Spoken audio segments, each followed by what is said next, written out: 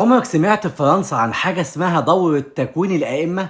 طب انتوا عمرك سمعت في فرنسا عن حاجة اسمها دورة تكوين المرشدات الإسلاميات؟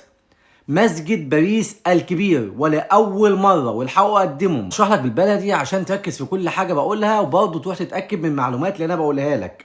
مسجد باريس الكبير بيتعاون مع معهد إسلامي لو عاوز تعلم أولادك القرآن الكريم أو اللغة العربية، ولو أنت عاوزة تكوني مرشدة إسلامية يعني تكوني فاهمة في الفقه والدين وتاخدي شهادة معتمدة من مسجد باريس الكبير ومعهد إسلامي كمان موجود في باريس اللي هي أقوى جهة إسلامية موجودة في فرنسا كلها ومسجد باريس الكبير. انت عاوز تكون امام فهم كمان عاملين دوره اسمها دوره تكوين الائمه. مرحبا bienvenue les gens là on est là.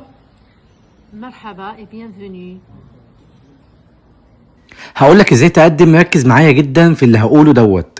انت لو عاوز تعلم اولادك اللغه العربيه او القران الكريم او عاوز تكون امام من مسجد باريس الكبير بشهاده من مسجد باريس الكبير او عاوزه تكوني مرشده اسلاميه، كل اللي عليكم بكره 15 يونيو الاحد فقط من الساعه 10 لحد الساعه 4 موجودين هناك داخل المسجد لجنه علشان تفهمك كل التفاصيل وكل الاستفسارات. قدامك المكان اللي هيكونوا موجودين فيه دلوقتي. لو عاوز تاخد معلومات لازم تروح لهم هناك، لو عاوز تقدم تروح هناك، لو عاوزه تسجلي في اي حاجه لاولادك او ليكي تروح هناك، عاوز تعلم اولادك القران الكريم لازم تروح تقدم بنفسك هناك.